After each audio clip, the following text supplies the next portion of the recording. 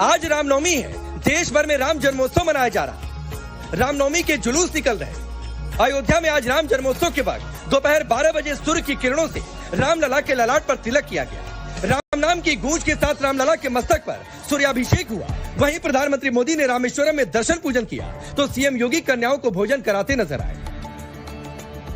रामनवमी के मौके पर आज समाजवादी पार्टी के सांसद अवधेश प्रसाद ने भी पूरे परिवार के साथ रामलला के दर्शन किए। अवधेश प्रसाद ने रामलला के दर्शन के बाद कहा कि उन्होंने रामलला से देशवासियों के सुख समृद्धि की कामना की।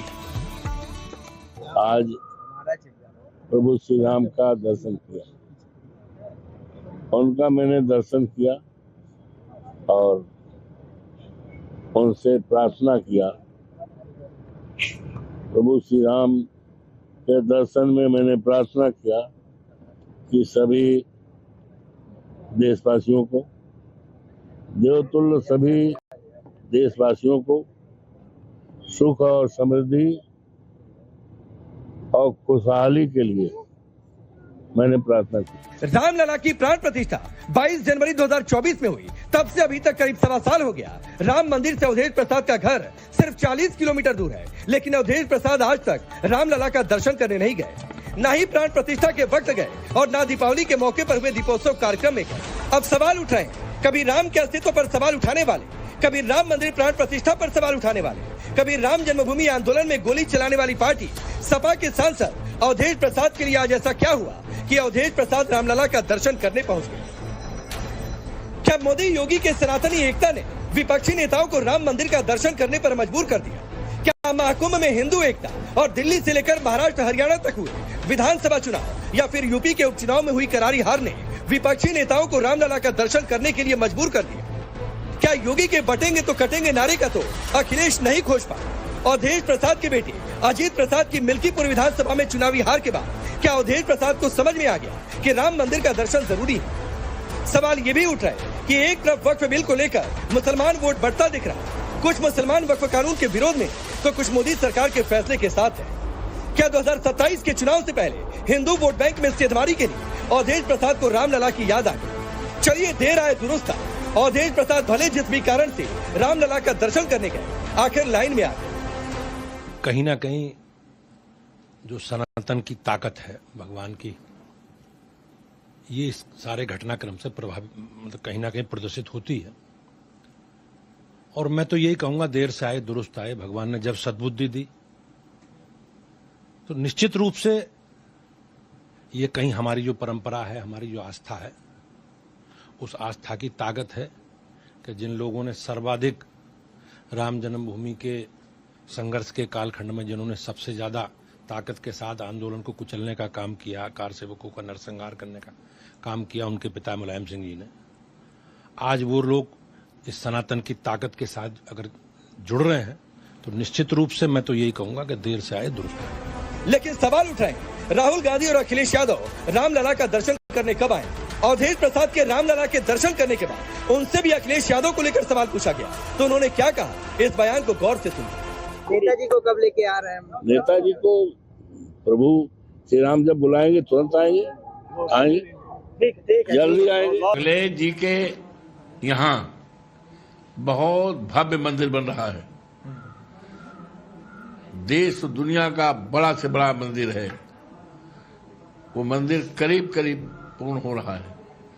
उस मंदिर में हम भी जाएंगे पूजा करने और वो उसको फाइनल करके वहां पूजा करके तब यहाँ आएंगे। योगी जी को बुलाएंगे उस वाले मंदिर में कि नहीं? अब छोड़िए, ये किसी को बुलाया नहीं जाता।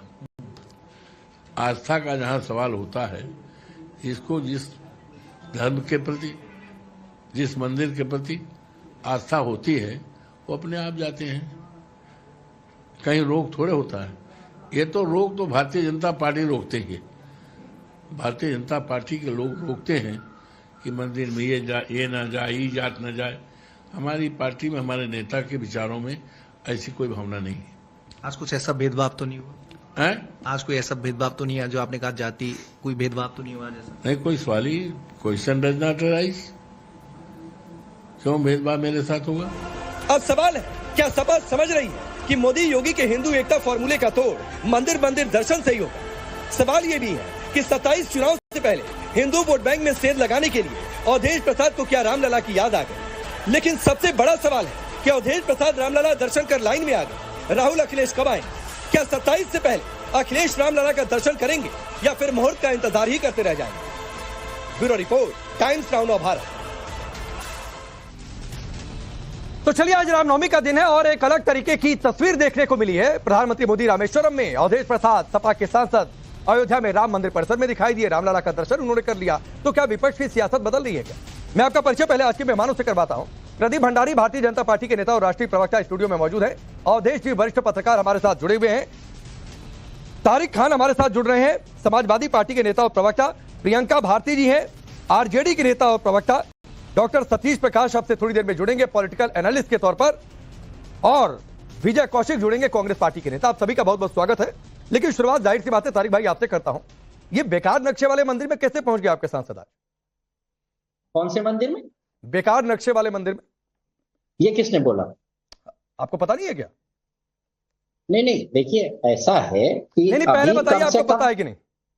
नहीं, चलिए छोड़िए। कम से कम आपने 5 ऐसे शो किए होंगे जिसमें अवधेश साहब पे ये सवाल उठाया कि वो वहीं रहते हैं और नहीं गए। अब चले गए तो आपको उनकी तारीफ करनी चाहिए भाई। कम से कम 5 बार तो मुझे याद है आपने कहा कि आपके एमपी नहीं गए। मैंने कहा ठीक है जाएंगे।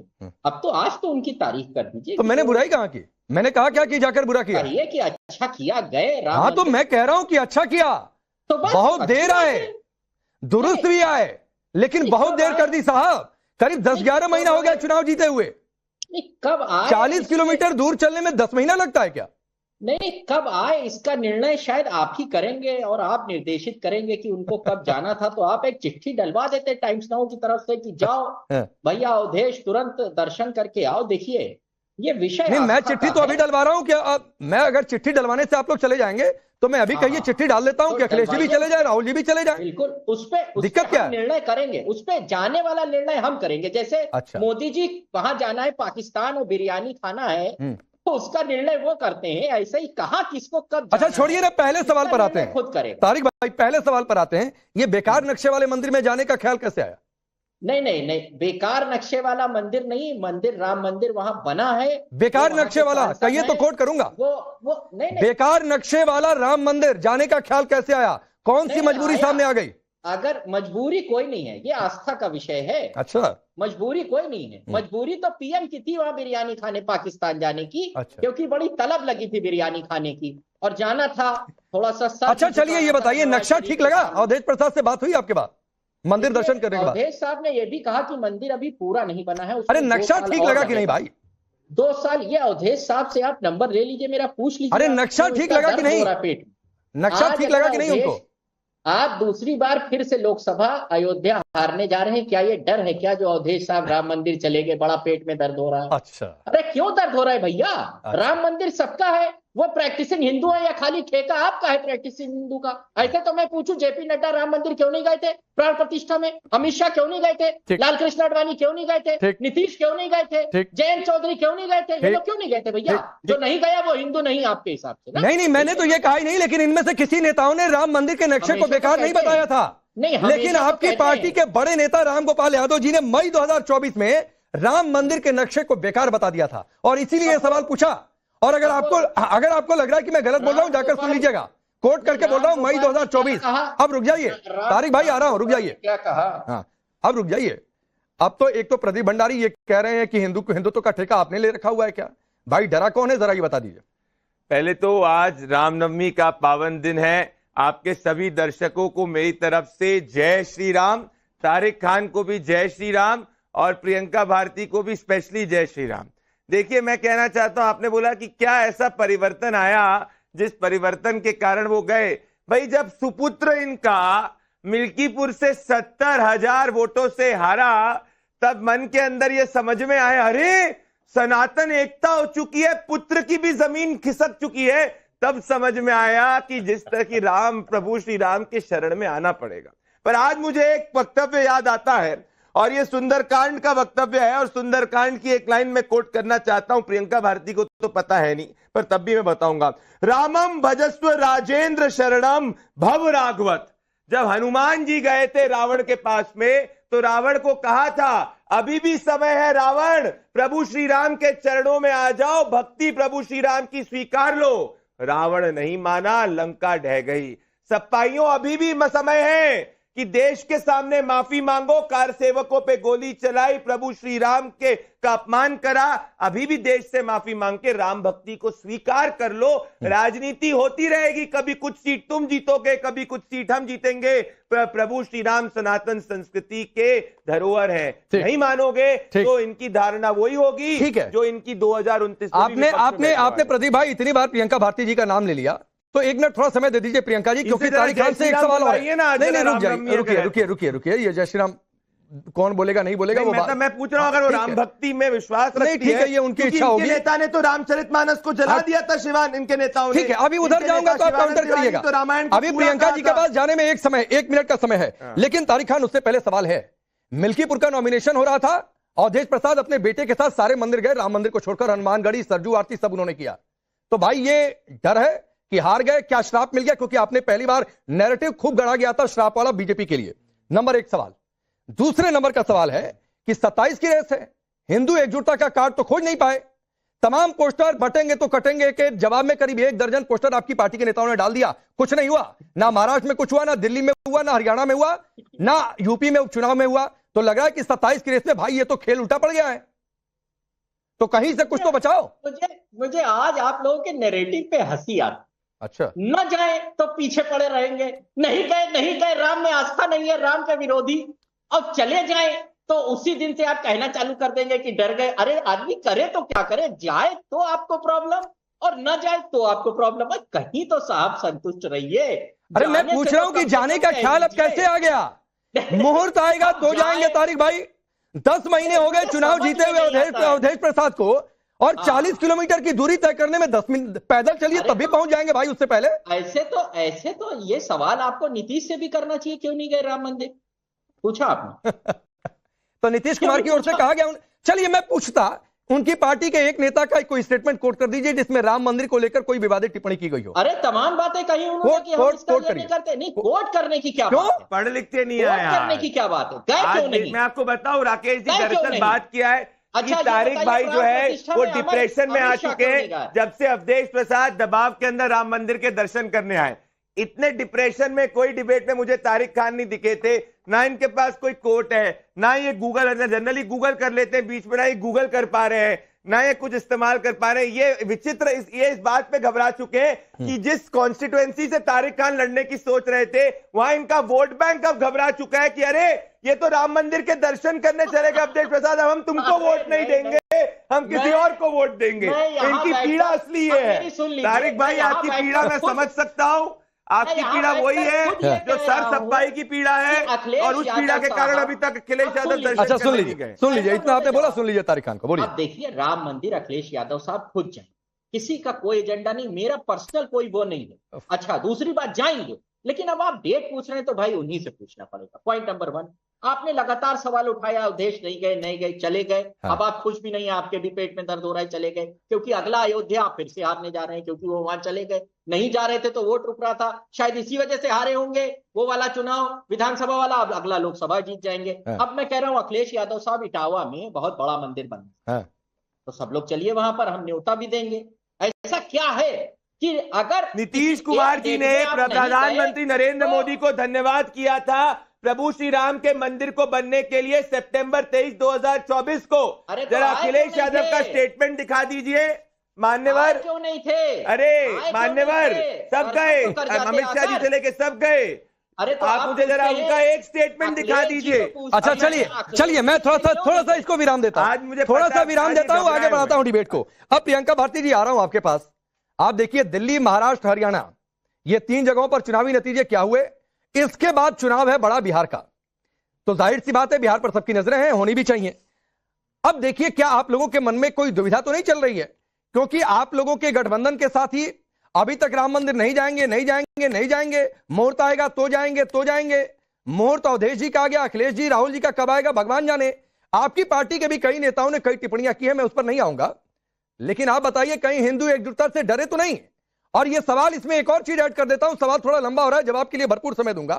और उसमें सवाल एक और है क्योंकि ये पूरी कवायद चल रही है कि वक्फ पर तो मुसलमान बटे हुए हैं, तो भाई इसमें तो बंटवारा हो गया, कुछ मोदी के साथ चले गए, कुछ इधर चले आए, तो कहीं हिंदुओं को कुछ जोड़ लिया जाए।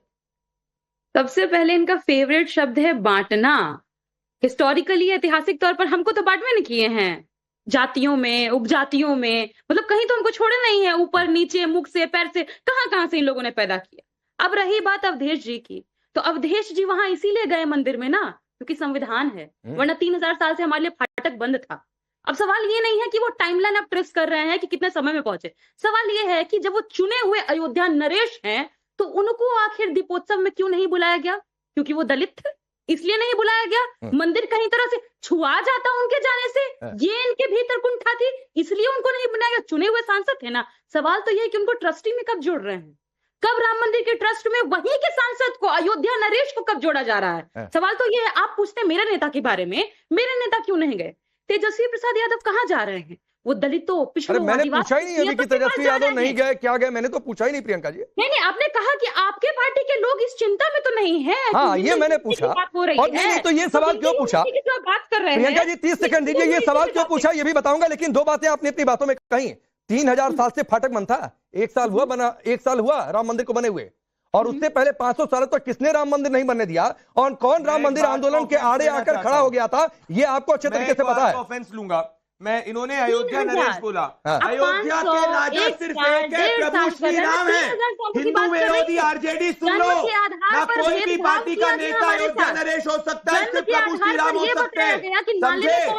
समझे? जय श्री राम बोलूंगा 3 बार, पढ़ लिख के आया करो प्रियंका भारती। इन्होंने प्रभु श्री राम का अपमान किया, राम ठीक है, ठीक है, आपकी बात नोटिस हुई, प्रियंका जी की बात पूरी होने दीजिए। जय भीम, जय संविधान, जय मंडल, जय संविधान। अरे सुनिए प्रियंका जी, मैं आपको समय दे रहा हूँ। प्रियंका जी ठीक है, जय संविधान, और उसी जय संविधान में प्रभु श्री राम के दरबार की तस्वीर भी है, तो जय श्री राम भी बोलना चाहिए।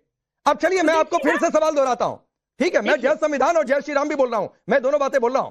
प्रियंका जी मैं फिर से सवाल दोहरा रहा हूं, और क्यों मैंने पूछा था, जगदानंद सिंह ने जनवरी 2023 में, मैं गलत हूं तो कोट करिएगा, उन्होंने कहा था राम मंदिर नफरत की जमीन पर बनाया जा रहा है, ये उनको कोट कर रहा हूं।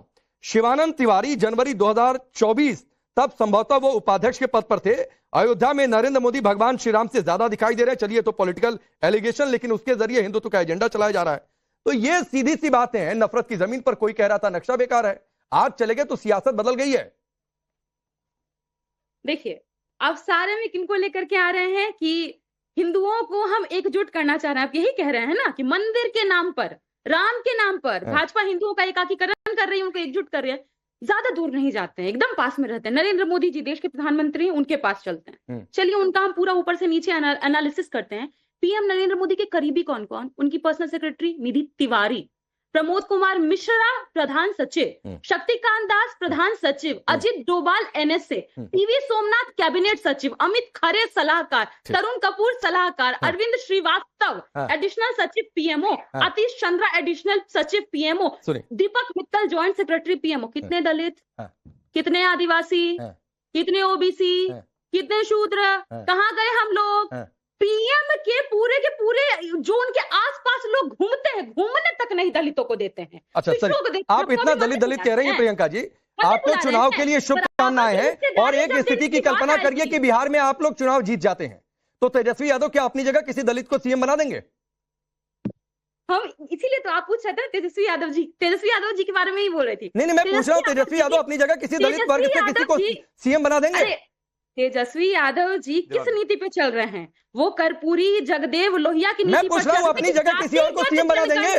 किसी दलित समुदाय के किसी नेता को सीएम बना देंगे? उसी का जवाब दे रही हूँ।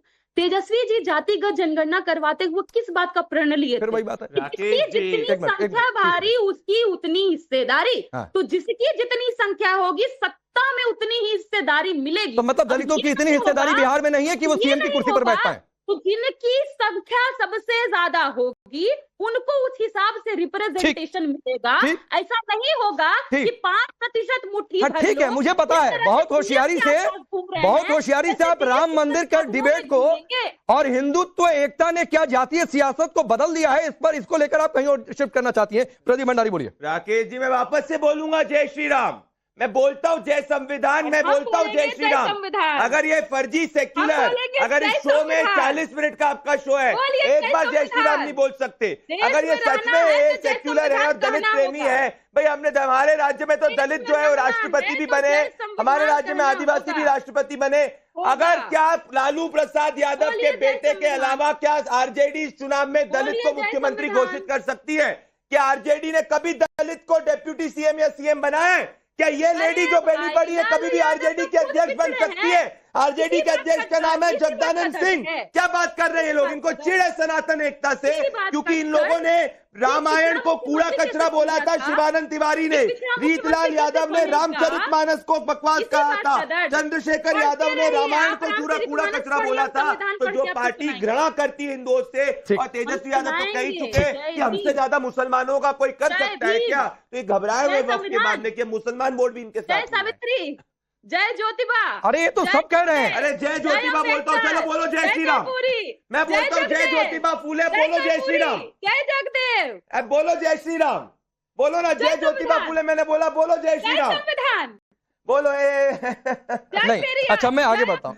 सुनिए प्रियंका जी, प्रदीप भंडारी ने, आपने जय ज्योतिबा कहा, उन्होंने जय ज्योतिबा बोला। और सुनिए ना प्रदीप भंडारी जी, और हमको मेरे मुंह अरे जिस दिन प्रियंका भारती जिस दिन आप ना आरजेडी की अध्यक्ष बनने के लायक हो जाएंगी ना, तब आके बोलना। जिस दिन तेजस्वी यादव को हटा के आप सीएम फेस बन जाओ ना आरजेडी की, तब बात करना आरजेडी के अंदर दलित प्रेम है। मैं आपको ओपन चैलेंज दे रहा हूँ, पूरी पीढ़ी बिता लो प्रियंका भारती आरजेडी के अंदर। अच्छा ठीक, आप जो है तेजस्वी यादव के ना, आप या कोई दूसरा। मैं आगे बढ़ता हूँ। कौन सीएम बनेगा नहीं बनेगा बिहार की जनता तय करेगी, कौन चुनाव जीतता है, फिर विधायक दल के नेता कौन बनेगा, ये अगर आरजेडी जीतती है तो वो तय करेगी, उस समय की बात है। लेकिन बार बार दलित की बात है, इसलिए मैंने प्रियंका जी ये सवाल पूछा था। आगे बढ़ता हूं, फिर आता हूं।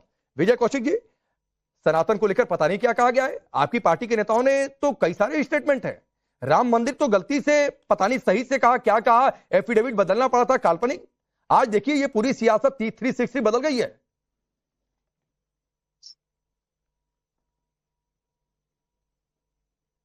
अरे अनम्यूट करिए विजय कौशिक जी। अनम्यूट है मेरी तरफ से तो। हाँ बोलिए अब किया। सभी देशवासियों को कांग्रेस पार्टी की तरफ से रामनवमी की बहुत बहुत बधाई और शुभकामनाएं।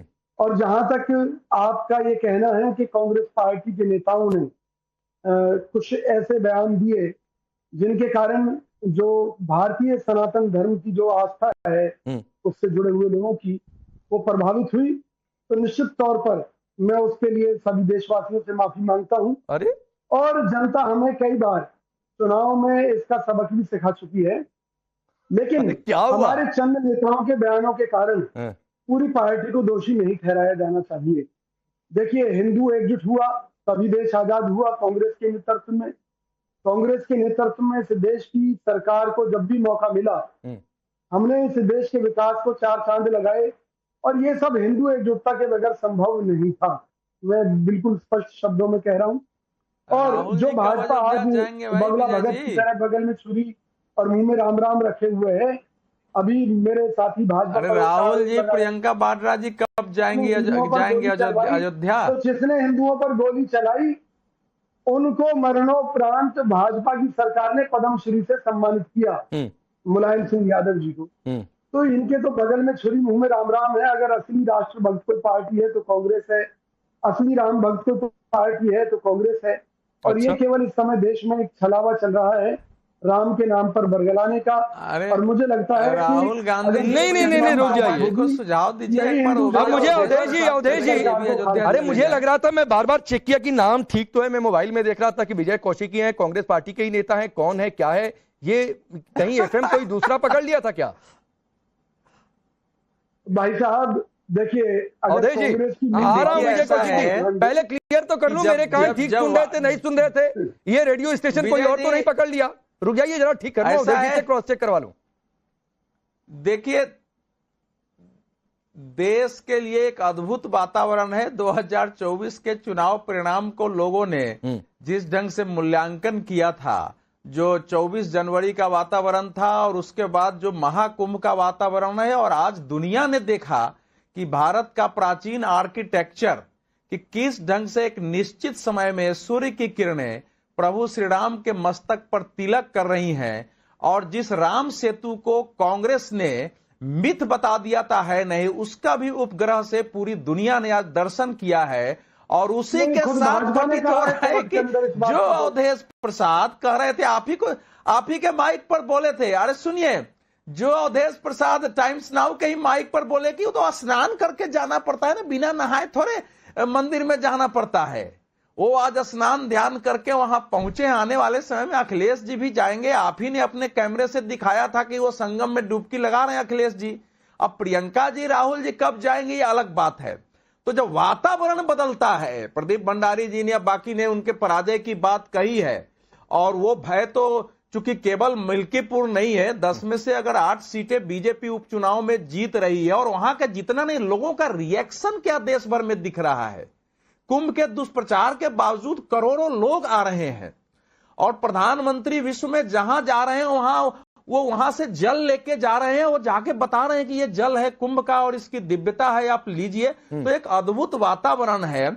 लेकिन वो तुलसीदास जी ने ही लिखा है कि का वर्षा जब कृषि सुखाने, समय चूकी अब का पछताने। तो लेके, अरे सुनिए ना भाई, आप काहे चिंतित हो रहे हैं? अरे आप काहे चिंतित हैं? आप तो कांग्रेस के साथ रहते हुए पहले भी बहुत सारी बातें बोल चुके हैं। पवित्र हो गई होती। अरे भाई, प्रियंका जी और राहुल जी कब जाएंगे? लेकिन सुनिए, देखना ये पड़ेगा कि एक व्यक्ति जो वहां का सांसद बीच में क्यों बोलते हैं। अच्छा रुक जाइए, 20 सेकंड में अवधेश जी अपनी बात पूरी करिए, फिर सतीश कौशिक आपके पास आ रहा हूं, फिर तारिक भाई और प्रियंका जी, फिर दोबारा आपके पास। राकेश पांडे जी, एक व्यक्ति जो वहां का सांसद होते हुए इसकी भी सूद नहीं लिया हो कि जहां लाखों करोड़ों लोग आ रहे हैं, वहां की व्यवस्था भी मैं देखने जाऊं, मस्जिदों मदरसों से जिनकी तस्वीरें आ रही हो, मंदिर से जो एक तस्वीर पोस्ट करने के लिए तैयार नहीं हो, और जिनको संसद में आगे बैठाकर चिढ़ाया जा रहा हो कि हमने अयोध्या के आंदोलन के विचार को हरा दिया है। आज वो व्यक्ति अगर वहां जाता है, चीज नवाता है, तो मैं तो उसका स्वागत करूंगा। लेकिन ये इस देश को मान लेना पड़ेगा कि अब देश बदल चुका है। नहीं, ये हर कोई स्वागत करेगा, विधेयक में भी देखा ये हर कोई स्वागत करेगा अवधेश जी, और स्वागत तो और ज्यादा तब किया जाता कि अवधेश प्रसाद यहाँ पर राम मंदिर की सीढ़ियां अकेले चढ़ रहे थे। नेताओं ने, और मुझे याद है कि संसद में जब ये दोनों नेता जीत कर पहुंचे, तब अखिलेश यादव ने अपने हाथों में हाथ लेकर अवधेश प्रसाद का संसद की सीढ़ियां चढ़ी थी। तो बहुत बेहतर होता कि साथ में सीढ़ियां चढ़े होते तो और स्वागत करते खुलकर। लेकिन सतीश प्रकाश जी, आपको लग रहा है कि ये सियासत बदल रही है, मजबूरी है, वक्फ से बट गया मुसलमान इसलिए मजबूरी है, हिंदुत्व एकता से जातीय सियासत को खतरा इसलिए मजबूरी है, क्या है आपके हिसाब से? प्योर राजनीति है। जिस तरह से इस देश में माहौल बना, आनंद फानन में एक बिल लेकर के आए, बिहार का चुनाव था, शायद बीजेपी ये सोच रही थी कि उसको बहुत बड़ा लाभ मिलेगा, लेकिन जिस तरह का जनता दल यू के अंदर रिएक्शन मिल रहा, तमाम लीडर्स हो रहे, लोग सड़कों के ऊपर जा रहे, तो कहीं ना कहीं इस माहौल को संभालने का एक तरीका यह है कि अब इस जो लॉस हुआ है, जो इंजरी हुई है, उसमें आप आस्था का मरहम लगाएं। लेकिन एक बात मैं जरूर कहूंगा कि कहीं ना कहीं अवधेश जी को भी ये बात मान लेनी चाहिए, वो दलित समाज में पैदा हुए हैं, उनको अम्बेडकरवाद भी पढ़ना चाहिए। अगर उनको एजुकेशन चाहिए तो वो एजुकेशन इंस्टीट्यूट जाए, अगर वो बीमार है तो उनको हॉस्पिटल जाना चाहिए, अगर उनको कोई व्यवस्था है। मेरा मानना यह है कि भारत की राजनीति को मत बदलिए, धर्म की राजनीति को हटाया जा सकता है सिर्फ सामाजिक न्याय की लड़ाई से। अवधेश जी को यह बात ध्यान रखना चाहिए कि लोग बड़ी मुश्किल से बीजेपी की इस धर्म की राजनीति को कहीं ना कहीं जनमानस के मुद्दों के ऊपर, मतलब अवधेश जी को नहीं जाना चाहिए था आपके साथ? जी, मतलब अवधेश जी ने जाकर गलती कर दी राम मंदिर? नहीं, आप सुनिए, आप मेरे को बोलने दीजिए। आप ही के बीच में अब मेरी बात सुन, सर इतनी कुछ तो बोलने दीजिए। राम द्वारा स्थापित एक ही स्ट्रक्चर को अगर हम सही मान लें तो वो है आपका जिसको आप श्रीलंका से जोड़ते हैं, सेतु समुद्रम योजना अटल बिहारी वाजपेयी जी की थी। उसको खत्म करने का, उसको तोड़ने का काम अगर किसी ने किया है तो बीजेपी ने किया है। देखिए, बीजेपी का राम से कोई मतलब नहीं है, राम उनके लिए एक राजनीतिक मुद्दा है। अरे मैं पूछ रहा हूं, आपने इतनी बातें कही 1.5 मिनट, सतीश प्रकाश जी, आपके हिसाब से अवधेश जी ने राम मंदिर जाकर गलती कर दी? नहीं जाना चाहिए था? सुनिए ना, देखिए देखिए देखिए देखिए, कहीं ना कहीं समाजवादी पार्टी तो बता रहे हैं उसमें क्या हो, तो कह रहे हैं कि नहीं जाना चाहिए। जी जी, सुनिए सुनिए अवधेश जी, सुनिए राष्ट्रपति को सुनिए ये सतीश भाई हमारे नए दलितवादी हैं। लेकिन आदिवासी महिला को सुनिए, अरे सतीश जी, रामचंद्र जी ने रावण के युद्ध में उनका साथ किसने दिया था? वही दलित, आदिवासी, भील, बंदर ने, उन सब ने मिल करके और रावण के युद्ध में राम। अरे आप नहीं बता पा रहे हैं ना सतीश प्रकाश जी, अवधेश जी ने आपके हिसाब से राम मंदिर जाकर गलती कर दी, नहीं जाना चाहिए था, क्योंकि राम मंदिर चलेंगे तो सामाजिक न्याय नहीं हो पाएगा। संविधान कहाँ माइनस हो रहा है भाई? सामाजिक न्याय नहीं हो पाएगा, मंदिर जाने से सामाजिक न्याय को खतरा हो गया राम मंदिर जाने से। इसमें संविधान की मान्यता फिर बात रही है, ये क्या तर्क है, यानी क्या लॉजिक है? काशी राम जी की पाठशाला में पढ़ने का मतलब है कि राम मंदिर से दूरी बना ले? वो कहीं ना कहीं देखिए, सुनिए, उनको यहाँ जाने की जरूरत नहीं थी, उनको कहीं ना कहीं जाना चाहिए था, सड़क के ऊपर जाना चाहिए। नहीं, अब आ गया, ठीक है ठीक है ठीक है, नहीं ठीक है, उनको ठीक है, आपके हिसाब से सामाजिक न्याय को खतरा हो गया, आपके हिसाब से सामाजिक न्याय को खतरा हो गया राम मंदिर जाने से। मेरी बात सुनिए राकेश पांडे जी, आपके जीवन में जो परिवर्तन आया है आपकी आस्था की वजह से आया है, मेरे जीवन में जो परिवर्तन आया है वो अम्बेडकरवाद की वजह से आया, एजुकेशन की वजह से आया, देश की। अरे तो मैं क्या बिना पढ़े लिखे हूँ क्या? संविधान की वजह से आया। अंगूठा छाप दूं क्या मैं? नहीं है, अंगूठा छाप दूं क्या? हो सकती है। अरे सतीश प्रकाश जी, थोड़ी सी कॉमन सेंस की बात करिए भाई, बिना पढ़े लिखे, बिना संघर्ष के यहाँ पर आकर नहीं खड़ा हुआ है आदमी। जीवन के अंतिम चरण तक सुनिए, अरे सुनिए, अरे सतीश प्रकाश जी सुनिए, सतीश प्रकाश जी सुनिए, मेरे पूरे खानदान में पत्रकारिता में कोई नहीं था। सुनिए, आज राष्ट्र के सामने ये बात बोल रहा हूँ, मेरे पूरे खानदान में पत्रकारिता से जुड़ा हुआ कोई नहीं है।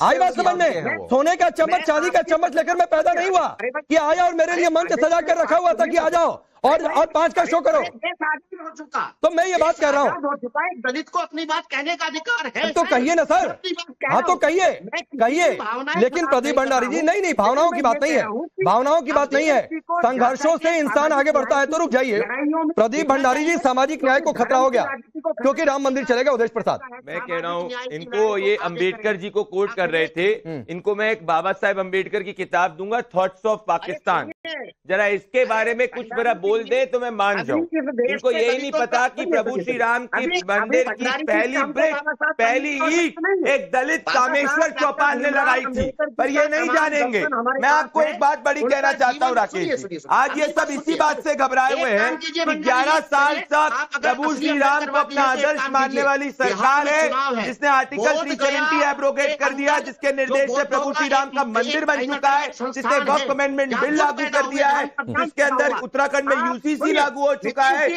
और जिसने इमिग्रेशन बिल लागू करा है, और ये सरकार जो है जो सीए को भी लागू कर चुकी है, सबका तुष्टीकरण फ्लॉप हो चुका है। मैं वापस से कहूंगा, मैंने आपके शो पे राकेश जी जय श्री राम बोला, जय बाबा साहब भीमराव अम्बेडकर बोला, जय ज्योतिबा फूले बोला, परंतु ये सेक्युलरवादी जो अपने आप को हिंदू कहते हैं, प्रभु श्री राम के दिन पर भी जय सिया राम या जय श्री राम नहीं बोल सकते। और ये आरजेडी की प्रवक्ता का एक और फेक न्यूज, क्या आपको पता है लालू प्रसाद यादव के प्राइवेट सेक्रेटरी का नाम, लालू प्रसाद यादव के प्राइवेट सेक्रेटरी का नाम जब उनने चारा घोटाला किया था, मुकुल कपूर था। नहीं चाहते, लालू प्रसाद यादव ने कभी भी एक दलित को अपना प्राइवेट सेक्रेटरी तक नहीं बनाया, ये इनकी सच्चाई। ये कहाँ सेक्रेटरी आप लोग खेलने लगे? नहीं, पर मैं इनको एक्सपोज करना चाहता हूँ, अच्छा ठीक है, ये कहाँ प्रियंका जी ने शुरू किया? भंडारी जी आप ही आगे सेक्रेटरी पर, प्रियंका जी जवाब दीजिए, फिर मैं तारिक खान आपके पास आता हूं। मैं एक सवाल ऐड कर देता हूं कि जो बातें सतीश प्रकाश ने कही, राम मंदिर जाने से क्या सामाजिक न्याय को खतरा है? लालू जी पर टिप्पणी करते हैं, महावीर मंदिर में बनाए थे सबसे पहले रमई राम दलित को बिठाने वाले लालू बोलो, प्रियंका भारती जय श्री राम। और आगे पटना की टीम सबसे पहले दलित लालू जी बनाए। माता सीता प्रभु श्री राम आपको थोड़ी सद्बुद्धि दे देंगे। एक मिनट नहीं, बीच में नहीं, प्रियंका जी अपनी बात पूरी करिए। जी, मैं ये कह रही हूँ कि बार बार ये कह रहे हैं कि हिंदू का एकीकरण हो रहा है, इससे सामाजिक न्याय की राजनीति को खतरा है। कतई नहीं, क्योंकि हम अब मतलब मुझे प्रदीप भंडारी जी से पूछना है, ओबीसी मतलब पिछड़े अति पिछड़े हिंदू हैं कि नहीं है? मानते हैं? देश का प्रधानमंत्री कौन से समाज से आता है? ओबीसी अति पिछड़े हिंदू हैं कि नहीं है? मानते हैं? प्रधानमंत्री कौन से समाज से आता है? अब सुनिए, नहीं आप बताइए ना, आपने ओबीसी का जिक्र किया, देश के प्रधानमंत्री कौन से समाज से आते हैं? यही कहा उन्होंने, वही कहा उन्होंने, वही कह रही है, वही कह रही है, उनका छोड़, वही कह रही है प्रियंका भारती, वही कह रही है।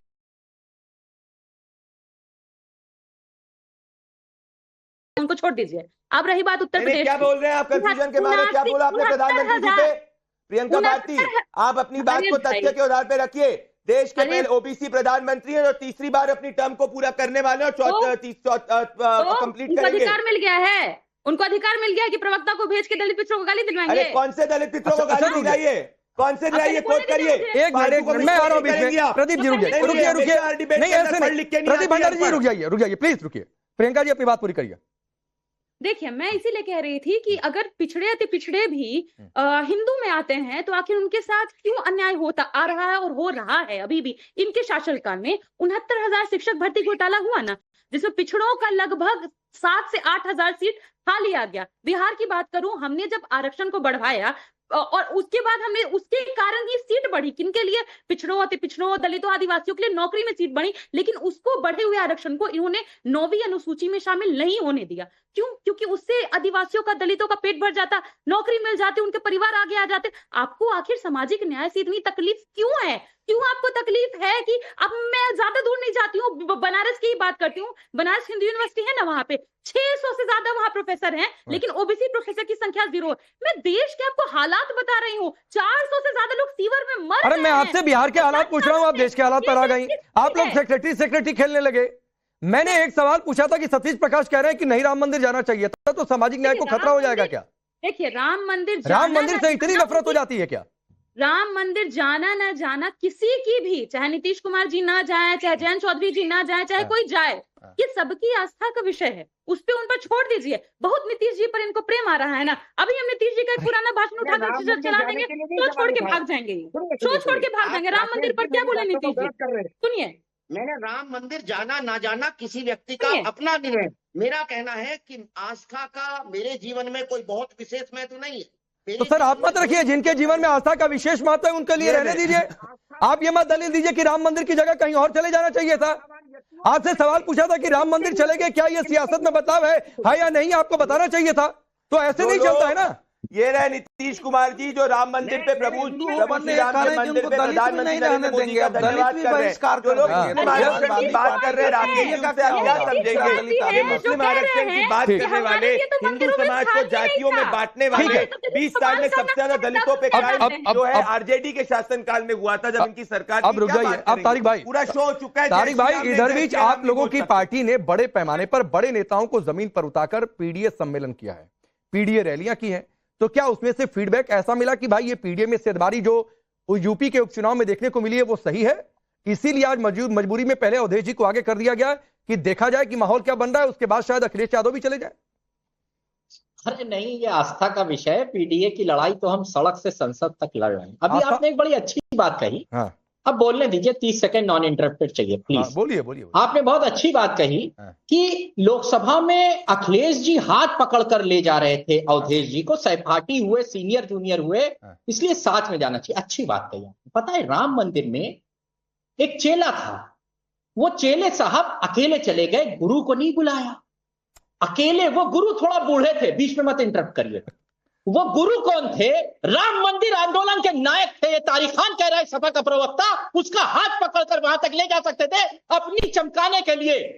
मोदी साहब ने वो जो जिनका हाथ पकड़ा के ले जा सकते थे, उनका नाम लालकृष्ण आडवाणी साहब था, इज्जत के साथ नाम ले रहा हूं, वो भी ऐसे ही साथ में ले जा सकते थे। क्यों नहीं लेके गए? पूछ लीजिए।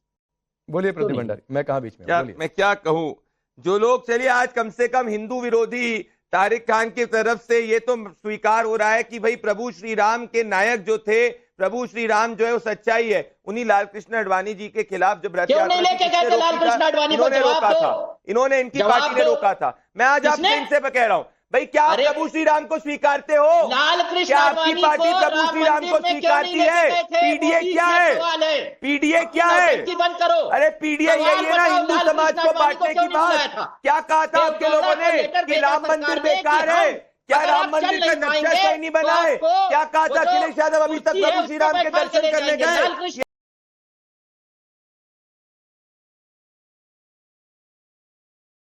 रामनवमी पर विश करना होता है और 11 ट्वीट ईद पे करते हैं, 11 ट्वीट ईद पे करते हैं और एक लाइन लिखते हैं सिर्फ रामनवमी पे। दबाव में हिंदुओं की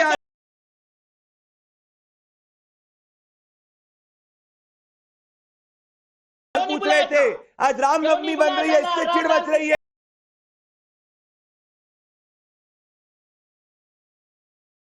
आप लोगों को हिंदुओं के ऊपर गोली चलाने का अधिकार नहीं मिलेगा जो मुलायम सिंह यादव ने चलाई थी।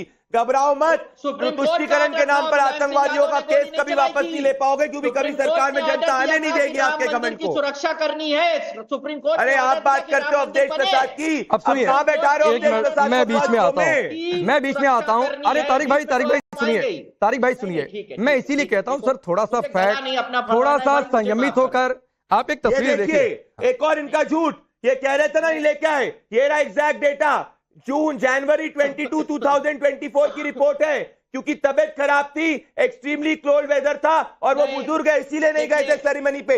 इनकी सोच की घृणा आनी चाहिए, शर्म इनको आनी चाहिए कि किस तरीके से ये झूठ फैलाते हैं। रुकिए, विश्वास रखते हैं ना कि संविधान में,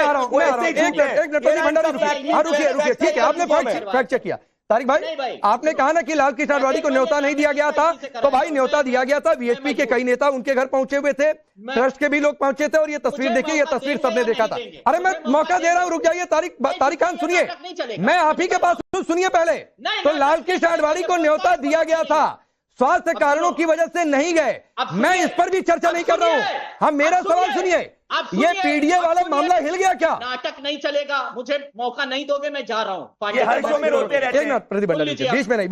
अरे जाइए, नहीं, मौका मिल रहा है। पिछले 3 मिनट से आप ही के पास हूँ, आगे भी 1 मिनट आप ही के पास हूँ, लेकिन बस बता दीजिए, ये पीडीए वाला समीकरण गड़बड़ हो गया क्या? चंपत राय साहब ने लेटर भेजा हरदन हड्डी डोटा गौड़ा को, वो भी चलने में असमर्थ थे, कि आप आइए, आपको सारी फैसिलिटी राम मंदिर तक ले जाने के लिए हो जाएगी। और जो लेटर इन्होंने भेजा आडवाणी साहब को, उनसे कहा आप मत आइए। क्यों? क्योंकि जो बड़े थे, जो चेला था, उसने कहा गुरु आ जाएगा, तो उसी का आंदोलन था सारा, ये सारा क्रेडिट उसको मिल जाएगा। इसलिए जो चिट्ठी गई उसमें मेरे पास प्रूफ है। देवगौड़ा के जो एक सचिव है, उन्होंने ट्वीट किया था कि देवगौड़ा साहब को सारी फैसिलिटी दी गई और आडवाणी साहब को कहा गया कि आप मत आइए। क्यों मना किया गया? अभी दिखाइए, कहा था कि मत आइए। पकड़ा के नहीं दिखाओ लेकर, नहीं राकेश जी, ये नहीं चलेगा। अपोजिशन का प्रवक्ता के बारे में, नेताओं के बारे में झूठ बोलेगा, नहीं चलेगा ये। मैं कर रहा हूँ ना, ये नहीं चलेगा। मुझे भी पता चले, मेरी जानकारी में भी नहीं है, पता चले कि कहाँ कहा गया था कि आडवाणी जी आप मत आइए। लेटर दिखाओ। हाँ, बिल्कुल दे रहा हूँ, बिल्कुल बोल के लेटर दिखाओ। आप दिखाने दीजिए, मौका दीजिए। चंपत राय ने जो कहा था कि आप मत आइए, और देवगौड़ा को लेटर दिखाओ, वही फैसिलिटी, लेटर दिखाओ तारिक खान। मेरे पास है, ये सपा का कार्यक्रम नहीं है ना, ये सपा का अधिवेशन है। अपने झूठ है ना अखिलेश यादव के सामने बोलना। ठीक है, 1 मिनट मौका दीजिए ना, 1 मिनट मौका दीजिए उनको। तारिक खान, वो दिखाइए कहाँ है कि लाल कृष्ण आडवाणी से कहा गया था कि आप मत आइए। सुन लीजिए, पहले बोलने का मौका दिया। मैं मौका दे रहा हूँ, दिखा दीजिए।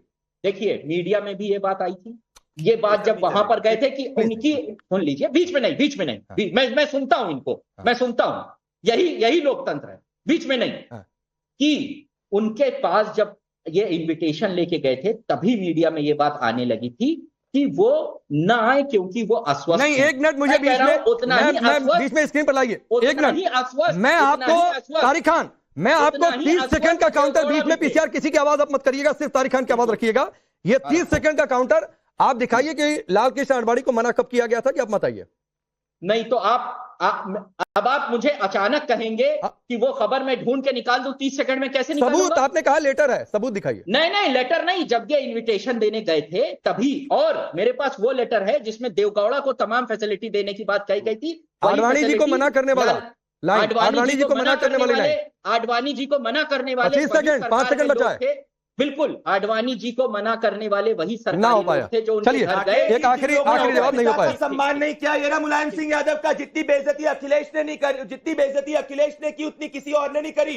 जो अपने पिता का सम्मान नहीं कर पाए, वो क्या बुजुर्गों का सम्मान करेंगे और नेताओं को करेंगे? ना लेटर दिखा पाते, झूठ बोलते रहते, पढ़ लिख के नहीं आते। आपके संस्कार यही है, अपने पिता का सम्मान नहीं, ठीक है। मैं सिर्फ ये कहना चाहता हूँ तारिक भाई कि आपने हवा में बोल दिया कि लाल कृष्ण आडवाणी को मना किया गया था, मेरे पास लेटर है तो दिखा देते भाई लेटर।